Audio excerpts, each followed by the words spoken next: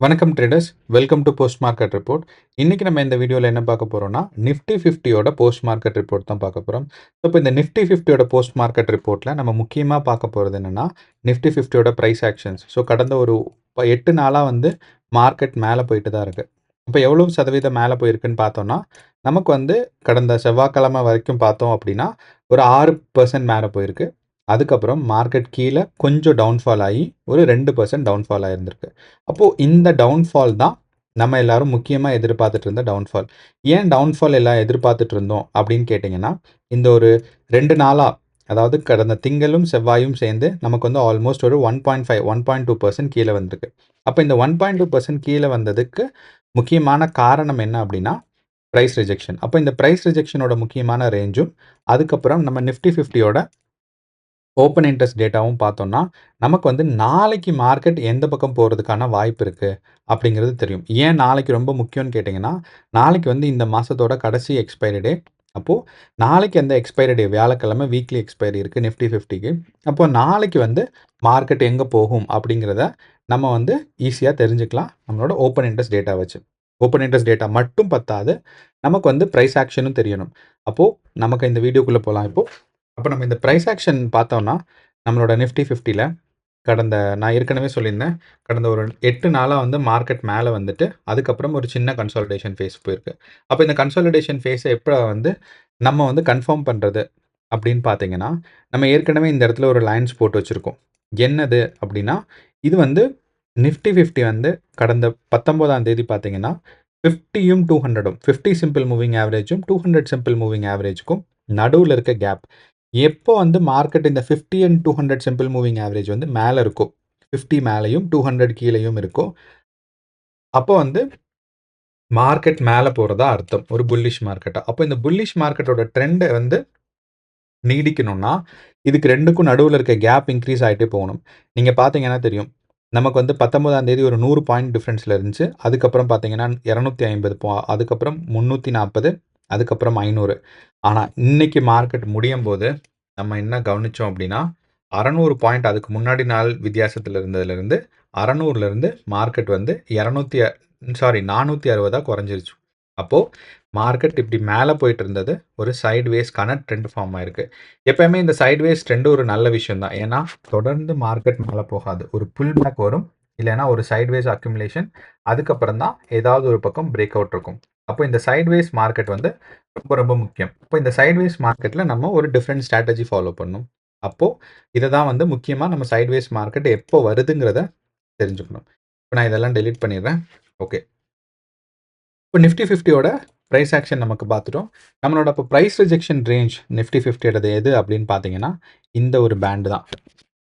So இந்த ஒரு pant தான் நமக்கு நிஃப்டி 50யோட ப்ரைஸ் ரிஜெக்ஷன் ரேஞ்ச். என்ன ரேஞ்சுன்னு கேட்டிங்கன்னா 23,600. இப்போ இந்த 23,600 கொஞ்சம் மேலே வந்துட்டோன்னா 23,680ன்னு சொல்லலாம். ஸோ இந்த ரேஞ்ச் தான் வந்து முக்கியமாக நமக்கு வந்து நிஃப்டி 50யோட ப்ரைஸ் ரிஜெக்ஷன் ரேஞ்ச். அதை வந்து நான் ஒரு 2 நாளைக்கு மார்க்கெட்டுக்கு எக்ஸ்டெண்ட் பண்ணிக்கிறேன். ஓகே. செவ்வாய், வெள்ளி. சாரி, வியாழன், வெள்ளி 2 நாளைக்கும் நான் எக்ஸ்டெண்ட் பண்ணிட்டேன். ஓகே. அப்போ இது நமக்கு தெரிஞ்சிருச்சு. எந்த இடத்துல பிரைஸ் ரிஜெக்ட் ஆகுதுன்னு. அப்போ கரண்ட் பிரைஸ் வந்து இந்த பிரைஸ் ரிஜெக்ஷன் ரேஞ்ச விட கீழ இருக்கு. அப்படிங்கிறனால நாளைக்கு, அதாவது 27ஆம் தேதி மார்க்கெட் வந்து மேல போகுமா? கீழ வருமா? மேல போனா எது வரைக்கும் மேல போகும்? கீழ வந்தா எது வரைக்கும் மேல போகும்? ஸோ இப்ப இருக்க பிரைஸ்ல இருந்து இந்த பிரைஸ் ரிஜெக்ஷன் ரேஞ்சுக்கு வந்துட்டு ரிட்டர்ன் ஆகுமா? இல்ல அத விட ரொம்ப கீழயே வந்துட்டு திருப்பி வந்துருமா? இந்த இந்த இந்த கேள்விக்கெல்லாம் முக்கியமா பதில் சொல்றதுக்கு தான் இந்த வீடியோ. ஓகே. அப்போ நம்ம பிரைஸ் ரிஜெக்ஷன் பார்த்துட்டோம். இந்த ரேஞ்ச்ல இருக்கு. அடுத்து நம்ம ஓப்பன் இன்ட்ரெஸ்ட் டேட்டாஸ் பார்க்கும்போது நமக்கு வந்து முக்கியமான சப்போர்ட் அண்ட் ரெசிஸ்டன்ஸ் என்னங்கிறது தெரியும். ஓப்பன் இன்ட்ரெஸ்ட் டேட்டா பார்த்தீங்கன்னா, நமக்கு இது வந்து நிஃப்டி 50யோட ஓப்பன் இன்ட்ரெஸ்ட் டேட்டா. அப்போ கரண்ட் பிரைஸ் வந்து 23,500. அப்போ 23,500ல இருக்க கரண்ட் பிரைஸ் கால் ஆப்ஷன்ஸ் எங்க அதிகமா இருக்குன்னு பார்த்தீங்கன்னா, இந்த இடத்துல. இங்க இருக்கு கால் ஆப்ஷன் 24,000ல. அப்போ நாளைக்கு எக்ஸ்பைரிக்கு 24,000ல கால் ஆப்ஷன் இருக்கிறதுங்கிறது ஒரு ஒரு அவுட் ஆஃப் த மனில இது ஒரு அன்எக்ஸ்பெக்டட் கால் ஆப்ஷன் பொசிஷன்ஸ். இப்ப ஏன் வந்து 24,000ல இருக்கு அப்படின்னா, மார்க்கெட் இங்கிருந்து 24,000க்கு புஷ் ஆறதுக்கு வாய்ப்புகள் நிறையாக இருக்கு. ஃபர்ஸ்ட்டு. அப்போ மார்க்கெட் நம்ம வந்து என்ன பண்றோம் அப்படின்னா, இந்த இடத்துல இருந்து ஒரு பாக்ஸ் போடுறோம். ஸோ அதிகபட்சம் மார்க்கெட் நாளைக்கு போகிறது எந்த ப்ரைஸ்னா 24,000. ஓகே. இப்போ மினிமம் மேலே போகிறது எவ்வளோ எங்கே அப்படின்னு பார்த்தீங்கன்னா, ஒன்றா 23,700 இல்லைன்னா 23,800. நம்ம மிடில் ப்ரைஸாக வந்து 23,750 எடுத்துக்கலாம். அப்போது 23,750. ஓகே. அப்போது நாளைக்கு மார்க்கெட் மினிமம் இந்த ரேஞ்ச் போகிறதுக்கான சான்சஸ் நிறையா இருக்குது. ஓகே.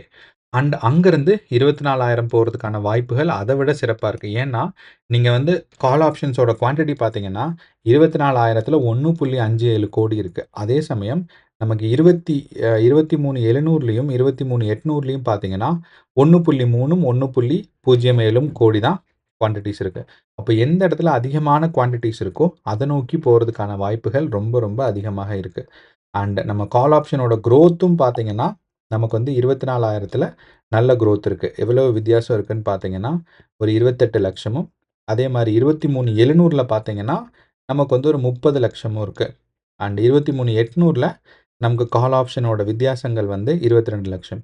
ஸோ என்னதான் இருந்தாலும் இந்த 23,700, 23,800 அதை தாண்டினா 24,000. ஸோ அப்போ நமக்கு நாளைக்கு மார்க்கெட் வந்து ஒரு க்ரோத் ஃபேஸில் இங்கேருந்து 23,750 அங்கே அதை கிராஸ் ஆனால் 24,000. ஸோ எத்தனை பாயிண்ட் மூவ்மெண்ட்ஸ்க்கான வாய்ப்பு இருக்குது அப்படின்னு நம்ம பார்த்தோம்னா ஒரு 500 பாயிண்ட். அதாவது அக்ரெசிவாக பேங்க் நிஃப்டி மூவ் ஆகும்போது நமக்கு ஒரு 500 பாயிண்ட்ஸ்லாம் ஈஸியாக பேங்க் நிஃப்டி மூவ் ஆகும். ஸோ அந்த ஒரு காரணத்தை வச்சு நமக்கு பார்க்கும்போது என்ன சொல்லலாம்னா நாளைக்கு மார்க்கெட் மேலே போகிறதுக்கான வாய்ப்பு ரொம்ப ரொம்ப சிறப்பாக இருக்குது. ஓகே.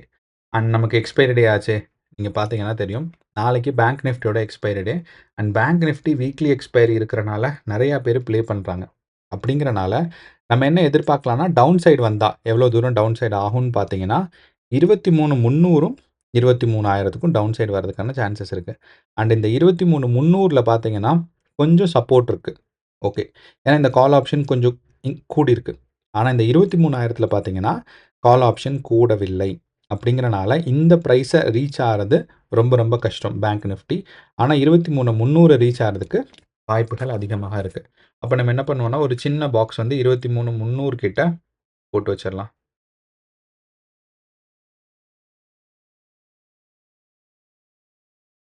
அண்ட் இது டவுன் சைடுங்கிறனால அதுக்கு வந்து ஒரு சிகப்பு கொடுத்துடலாம். ஓகே.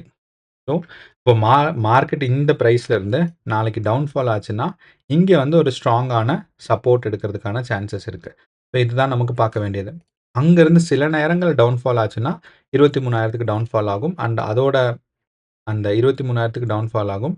அண்ட் அதோட சான்சஸ் வந்து கொஞ்சம் கம்மி தான்.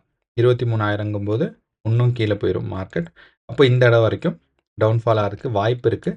ஆனால் கம்மி தான். ஸோ என்னை பொறுத்தளவு நாளைக்கு மார்க்கெட் மேலே போகிறதுக்கான வாய்ப்புகள் சிறப்பாக இருக்குது. பட் இதை எப்படி நம்ம கன்ஃபார்ம் பண்ணுறது அப்படின்னு கேட்டிங்கன்னா நம்மளோட பிசிஆர் ரேஞ்ச் வந்து கொஞ்சம் டவுட்ஃபுல்லாக இருக்குது. மார்க்கெட் 0.8ல் இருக்குது. அப்படிங்கிறனால கீழே போகிறதுக்கு சப்போர்ட் பண்ணுது பிசிஆர். ஓகே. ஸோ நமக்கு பிசிஆர் புட் கால் ரேஷியோ பார்க்கும்போது மார்க்கெட் என்ன சொல்லுதுன்னா கீழே போகிறதுக்கு வாய்ப்பு இருக்குன்னு. ஓகே. அப்போது நம்மளோட இந்தியா விக்ஸ் ரேஷியோ பார்த்தீங்கன்னா 13.5 இருக்குது. அப்போ இந்த 13.5 வந்து சைட்வேஸ் மார்க்கெட்டுக்கான ஒரு இண்டிகேஷன். அப்போது நமக்கு ஒரு டேட்டாவும் ஒன்று சொல்லுது. பிசிஆர் என்ன சொல்லுது? மார்க்கெட் கீழே போகும்னு. இந்தியா விக்ஸ் என்ன சொல்லுதுன்னா சைட்வேஸ் மார்க்கெட். ஓகே. ஆனால் நமக்கு வந்து நம்மளோட ஓஏ சேஞ்ச் பார்த்தீங்கன்னா மார்க்கெட் மேலே போகிறதுக்கான சான்சஸ் தான் நிறையா இருக்குன்னு சொல்லுது. ஏன்னா நம்மளோட ஒரு ப்ரைஸ்லையும் ஒரு 550 பாயிண்ட் வித்தியாசத்துலேயும் நமக்கு பார்த்தீங்கன்னா 23,500ம் 23,550 23,600 23,700 எல்லாத்துலேயும் பார்த்தீங்கன்னா கால் ஆப்ஷன் வந்து கூடியிருக்கு. அப்போ கால் ஆப்ஷன் கூடியிருக்குன்னா என்ன அர்த்தம்னா நிறையா பேர் இந்த இடத்துல மார்க்கெட்ஸ் வரும்னு எதிர்பார்க்குறாங்க. அது மட்டும் இல்லாமல் 24,000ல் பயங்கரமாக கால் ஆப்ஷன்ஸ் வந்து குவான்டிட்டி இன்க்ரீஸ் ஏற்கனவே இருந்த குவான்டிட்டி மறுபடியும் இன்க்ரீஸ் ஆகிருக்கு. ஸோ இந்த ஒரு விஷயங்கிறனால என்ன இந்தியா விக்ஸ் பிசிஆர் அது மட்டும் இல்லாமல் இந்த கால் ஆப்ஷன் இது குவான்டிட்டிஸ் பார்க்கும்போது நான் இந்த கால் ஆப்ஷனோட குவான்டிட்டிஸ்க்கு தான் அதிகமாக வெயிட்டேஜ் கொடுப்பேன். அப்படிங்கிறனால நாளைக்கு மார்க்கெட் மேலே போகிறதுக்கான வாய்ப்பு இருக்குது. ஸோ 3 விஷயம். ஒரு இண்டிகேட்டர் என்ன சொல்லுது? மார்க்கெட் கீழ வரும்னு. ஒரு இண்டிகேட்டர் மார்க்கெட் சைட்வேஸ் ஆகும்னு. 3வது இண்டிகேட்டர் அதாவது நம்பர் ஆஃப் கால் ஆப்ஷன்ஸ் என்ன சொல்லுதுன்னா, மேல போகும்னு. அப்போ நான் இது 3யும் வச்சு பார்க்கும்போது, எனக்கு வந்து கால் ஆப்ஷனோட பிரைஸ் தான் ரொம்ப முக்கியம். ஏன்னா, அதுதான் பிரைஸ டிட்டர்மைன் பண்ணுது. அப்படிங்கிறனால, நான் மார்க்கெட் மேல போறதுக்கான வாய்ப்புகள் அதிகமாக இருக்குன்னு தான் நான் சொல்லுவேன். ஸோ, நாளைக்கு பேங்க் நிஃப்டி எக்ஸ்பைரி டேயாக இருந்தாலுமே, மார்க்கெட் மேல போறதுக்கான வாய்ப்பு சிறப்பா இருக்கு. 24,000 வரைக்கும் போறதுக்கு மார்க்கெட்டோட கெப்பாசிட்டி இருக்கு. ஏன்னா, இப்ப வந்து மார்க்கெட் ஒரு 3 நாளா நமக்கு வந்து ஒரு கன்சாலிடேஷன் ஃபேஸ். நீங்க பார்த்தீங்கன்னா தெரியும். மார்க்கெட் இங்கிருந்து ஒரு குரோத் ஃபேஸ்ல வந்துச்சு. ஒரு கன்சாலிடேஷன் ஃபேஸ் ஒரு 3 நாளு அண்ட் நாளைக்கு மேல போறதுக்கான வாய்ப்பு இருக்கு. ஸோ இதுதான் நம்மளோட பேங்க் நிஃப்டியோட ஒரு அனாலிசிஸ் அண்ட் பிரெடிக்ஷன். உங்களுக்கு வேற ஏதாவது டவுட்ஸ் இருக்குன்னா கமெண்ட் பாக்ஸ்ல கமெண்ட் பண்ணுங்க. ஸோ இது நம்மளோட அனாலிசிஸ் டெய்லி தெரிஞ்சுக்கிறதுக்கு மறக்காம சேனலை சப்ஸ்கிரைப் பண்ணுங்க. அண்ட் உங்க ஃப்ரெண்ட்ஸ் அண்ட் ஃபேமிலி யாராவது ட்ரேட் பண்ணிட்டு இருந்தாங்கன்னா, அவங்களுக்கும் இந்த வீடியோ பகிர்ந்துக்கோங்க.